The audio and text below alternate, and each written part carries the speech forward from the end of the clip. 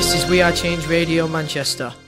I hacked the Pentagon for self-incriminating evidence of Republican-manufactured white powder pestilence, Marine Corps flak vest with the guns and ammo, spitting bars like a demon stuck inside a piano, turn a Sambo into a soldier with just one line. So here's the truth about the system that of your mind. They gave Al-Qaeda $6 billion in 1989 to 1992, and now the last chapters of Revelations are coming true. And I know a lot of people find it hard to follow this, cause subliminal bigotry makes you hate my politics, but you act like America wouldn't destroy 2 buildings in a country that was sponsoring bombs dropped on our children. I was watching the towers, and though I wasn't the closest, I saw them crumble to the earth like they were full of explosives, and they thought nobody noticed the news report that they did about the bombs planted on the George Washington Bridge. 4 non-Arabs arrested during the emergency, and then it disappeared from the news permanently. They dubbed the tape of Osama, and they said it was proof. Jealous of our freedom, I can't believe you bought that excuse.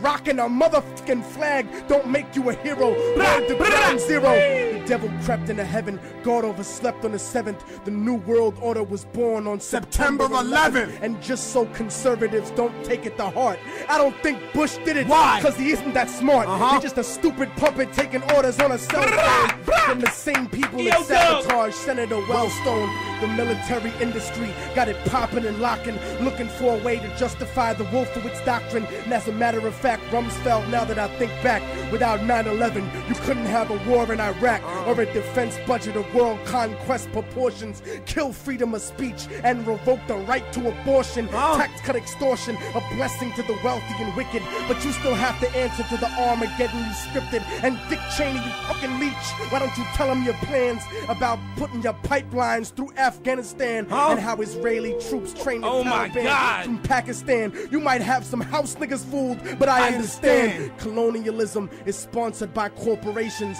That's why Halliburton gets paid to rebuild nations. Tell me the truth, I don't scare into paralysis. I know the CIA saw Bin Laden on dialysis in 98 when he was top 10 for the FBI. Government ties is really why the government lies. Read it yourself instead of asking the government why, because then the cause of death caused the propaganda to die.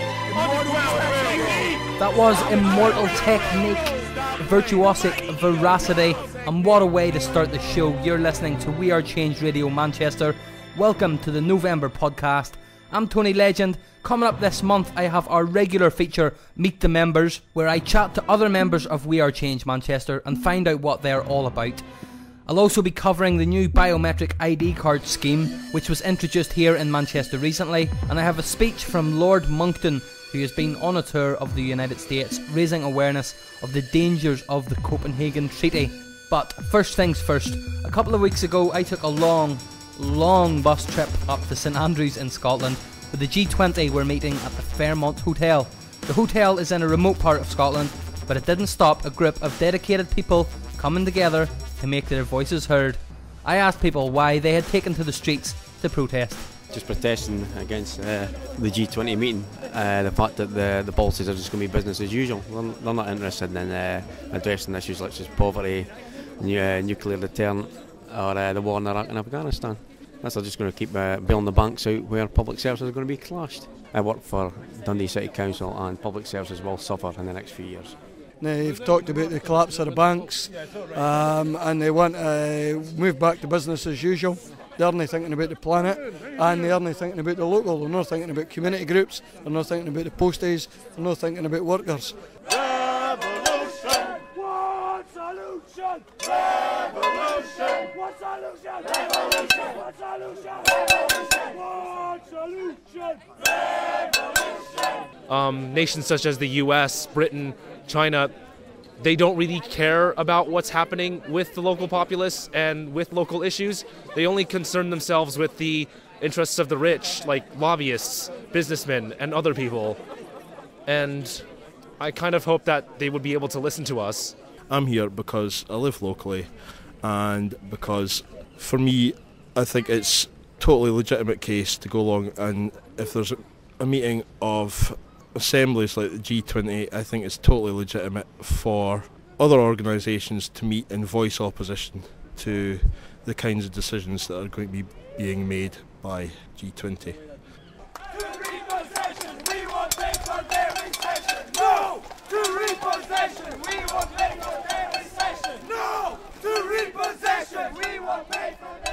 One reason in particular is that the new finance minister, the German finance minister Schäuble, I know him as interior minister in Germany, and he made a horrible job of cutting on civil rights.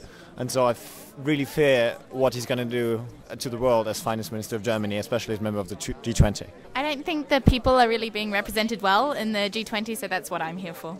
I'm here today protesting. I'm a public sector worker, and I feel that we're being made to pay for the economic crisis, which is, I mean, the crisis is caused, it's a fundamental nature of capitalism to go into crisis, yet the working class are made to pay for it. I'm also here as well because postal workers couldn't be here today, and they've been the sort of vanguard of the fight back in the public sector just now. So they're here kind of representing them in spirit as well. Students, unite and fight! Workers and students, unite and fight! We're here because we're Christians, and we believe it is a central part of our faith that we stand up for human justice, justice in trade organisations, and that we don't continue a cycle of economic management that exploits the third world and keeps the third world in slavery. A lot of the stuff the IMF does is actually precipitating the problem that is existing, in that they are attaching terms to the agreements and to the loans that are favouring the already rich and not actually helping the poorer countries as much as could be expected to, yeah. I'm following the general thing of making people's voice heard, so that G20 meeting would also take into account what people think. They say warfare, we say welfare. They say warfare, we say welfare. They say warfare, we say welfare. Jean Humphreys is from Military Families Against the War. Her grandson Kevin was killed in Afghanistan at the end of August. My name's Jean Humphreys. I've been involved in the anti-war movement for a long time. CND, Stop the War, now Military Families Against the War. My grandson was killed in Afghanistan 2.5 months ago. So I feel strongly about things, and that's why I come to these, so I can speak and make a point. Why do you think we're really there? I honestly don't know. I have heard over the past 4 or 5 weeks about 9 different reasons. From immigration, to stopping terrorism, to Pakistan's got nuclear bombs. I mean, it's just so ridiculous. Nobody knows. I mean, I was listening to some people speaking last night, and it was just rubbish. You know, they're trying to say it's financial. I mean, there's just no reason for this war, none at all. And the other thing I find is Gordon Brown saying that doing it for the British people to keep them safe. Well, what about the 238 British people that have been killed? Terrorism hasn't been to that extent in this country. His terrorism is. If you were, say, a Muslim, you would feel very aggrieved that your fellow people are being killed on a regular basis. Surely that makes Britain that more threat? I think it's a much bigger target. But, I mean, the Taliban and Al-Qaeda have never attacked Britain. Never at all. And, I mean, why there's suddenly this thing that they're going to suddenly attack us unless we're across there? I mean, we're not sending them more across there. There's more chance of that happening now than there was before. So even their official lie doesn't make sense? None at all. No sense at all. I mean, you hear all the different things that are said. I mean, Gordon Brown's speech yesterday was a joke. Phil Willis, of course, that stupid one about immigration. I mean, that was just... And I'm sure, I mean, I know my grandson was there because he couldn't get a job. There was no other reason. He wasn't there because he wanted to be a big hero. Matter of fact, we've decided in the family we don't want him called that, and we've asked people to stop calling him that. We just think, this is a young lad who needed a job. I've written to David Cameron. I was so furious at the Conservative Party conference when he went, for my wife Samantha and I, this year will only mean one thing. Talking about, I assume, the death of his son. I mean, he'd been responsible for 90-something deaths this year, as much as Gordon Brown, because he supports it. So I wrote and said that to him. And I felt his culpability was as clear as anyone's, but I never heard back. I don't suppose I will. Well, listen, we support you and thank you very much for what you're doing. Thank you. After I spoke to her, Jean addressed the crowd in St Andrews town centre. This immoral war in Afghanistan has got to stop. There have been 230 UK soldiers killed, including my own grandson, who was 24-year-old. And of course, I feel great pain and sorrow at his death.